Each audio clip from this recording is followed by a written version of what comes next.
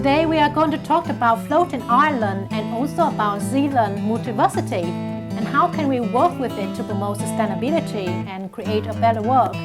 Hi, I'm Julie Tran and you're watching BonVoyage on MakeChangeTV. Welcome.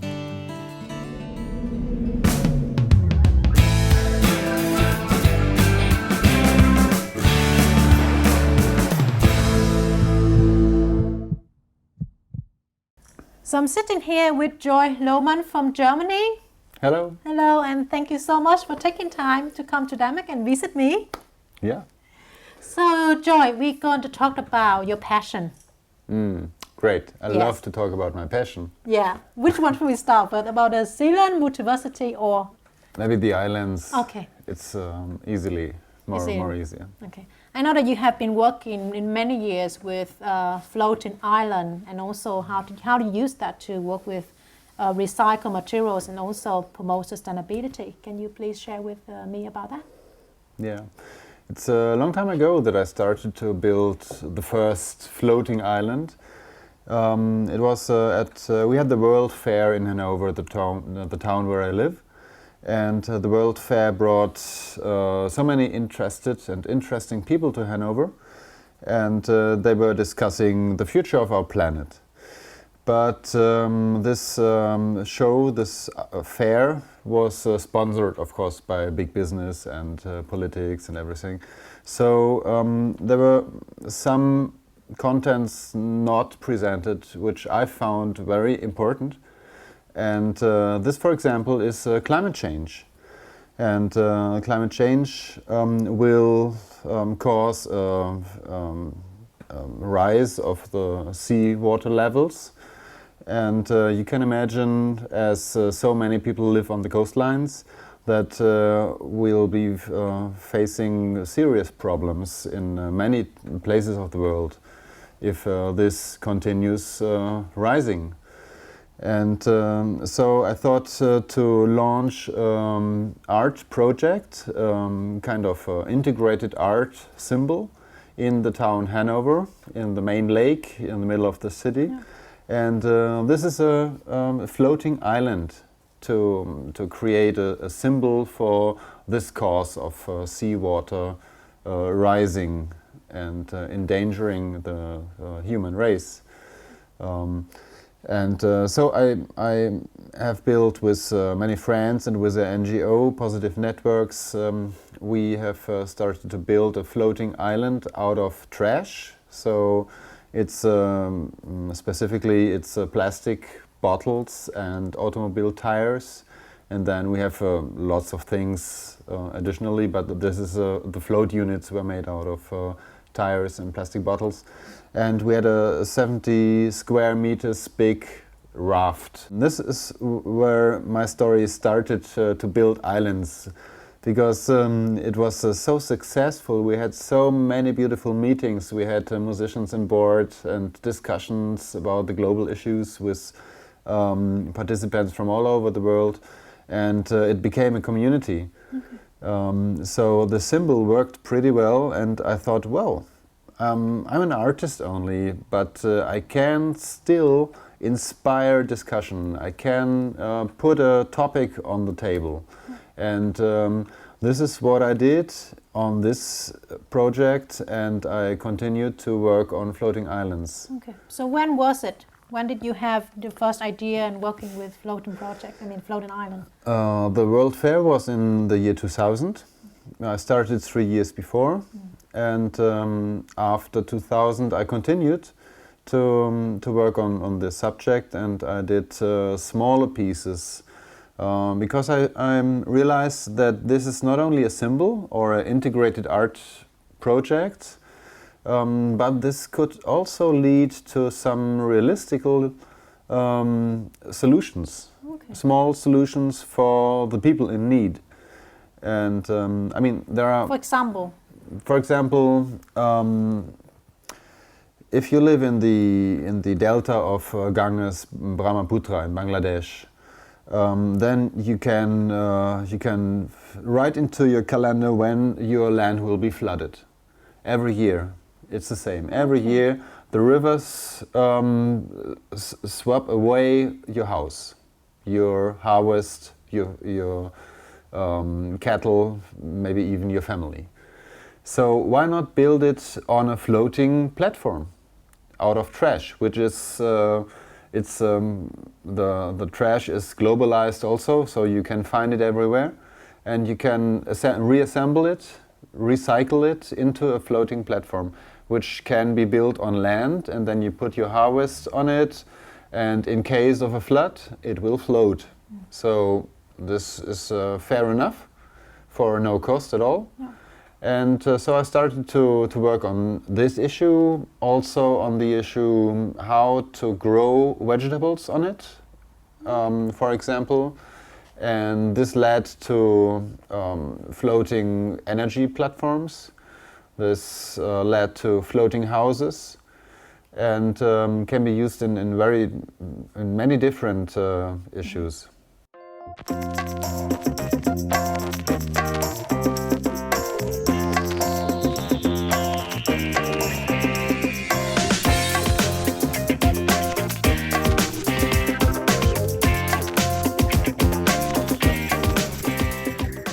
I tried to make something at no cost at all. So these are no budget islands that we are working now on. And after several art projects in Germany, we did many different types of floating islands, and did a tour through Germany on channels and rivers, and we're in Berlin on the rivers. It's beautiful. You see the world from a different angle if you are traveling slowly on the water. So this is fun also. But we now started to build a big island as a pilot project in India. It's located in Goa. We have made friends with people there that are on the same mindset. And we are working there on an open source floating platform to be shared with people in need, with organizations that want to use it as a floating classroom, for example, or for decentralized energy production or floating gardens. So there are quite a lot of uses. Yeah.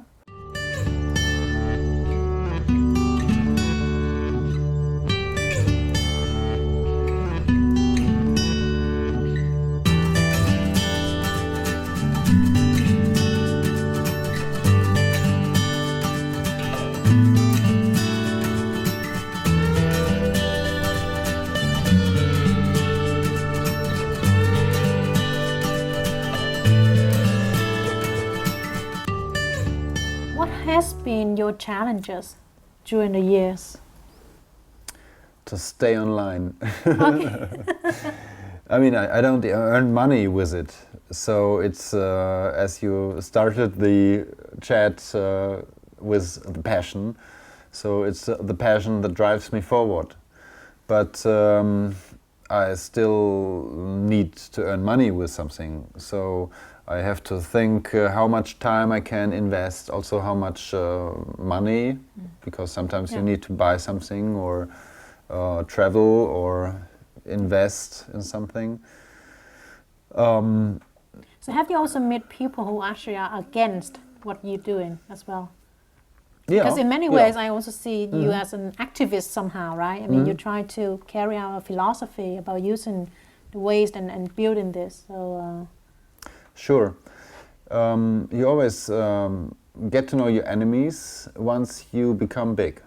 Okay. Because once you do something that attracts many people and puts a topic in the news and asks big questions, then you'll see that not everyone wants you to proceed.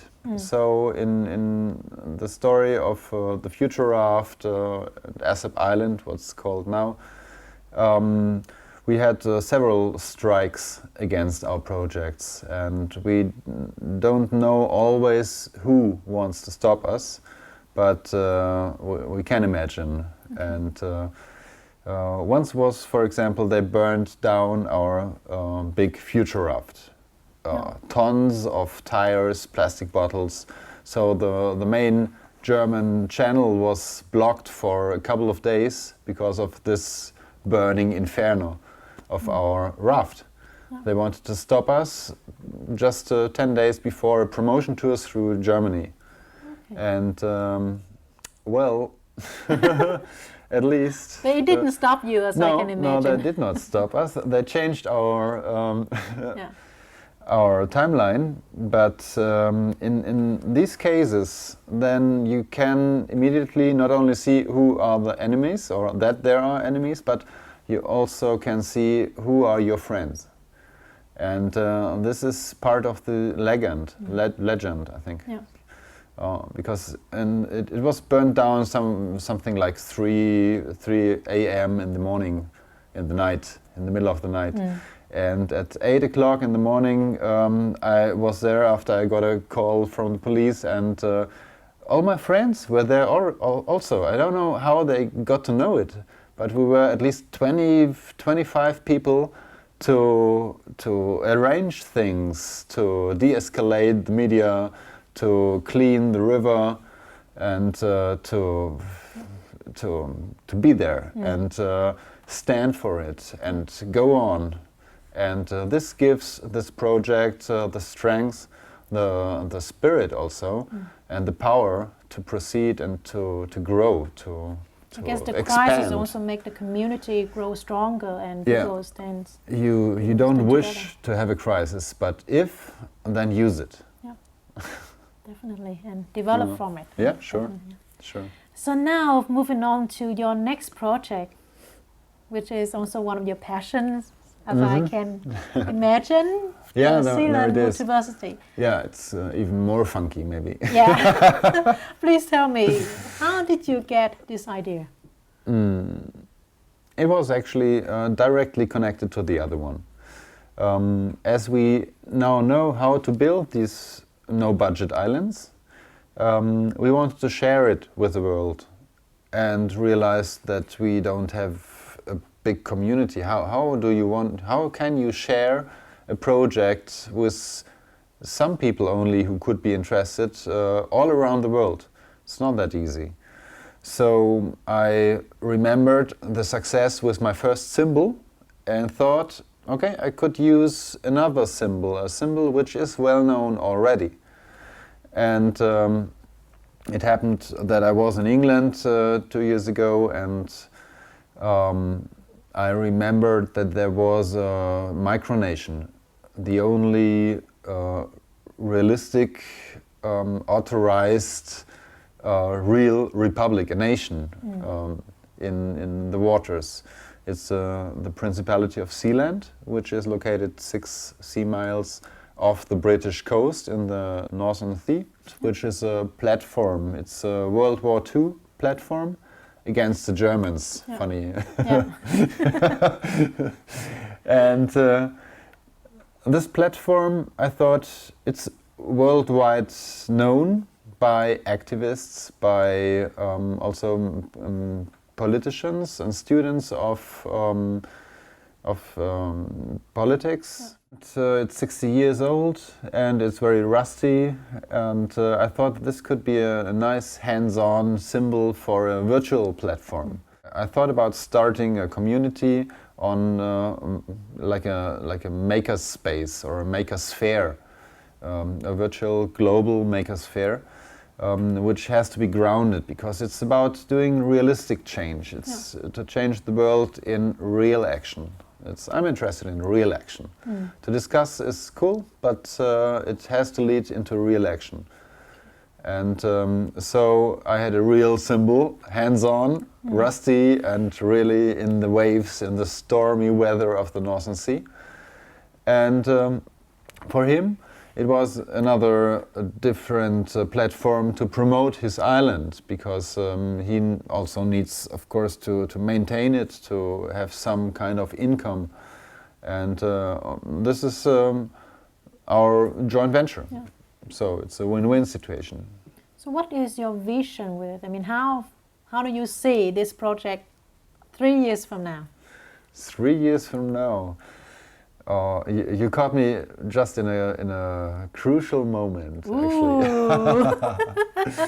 Because I prepared this platform, and we've got on the way. I got so much beautiful response and learned so much from people I met, and I realized that we are in a situation on this planet within our community that the people are waiting for to open up, to share, to care, and to reinvent society. And so I said, it's far too good just to promote only floating islands. What is a floating island if you live in the middle of Germany? You don't need it, to be honest.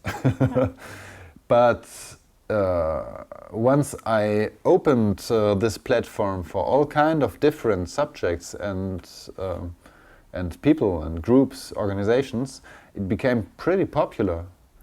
And after a while, with some lucky connections, we are just now in the position of preparing a European to transform it into a European project. Okay. If I answer optimistic, I would say in 3 years, Zealand Multiversity is a vibrant community of makers of all different branches and communities who together co-create open source innovation for humanistic benefit and for individual pleasure. Yeah. That sounds like a wonderful vision. Yeah, so you can be a part of it. You are already. I am already a part of it, I think. So, I'm looking forward to maybe have another interview with you 3 years from now and to see. Don't wait too long. Yeah, don't wait too long. All right, thank you so much for coming by. Thanks for watching, and remember to smile and shine. Bye. Bye.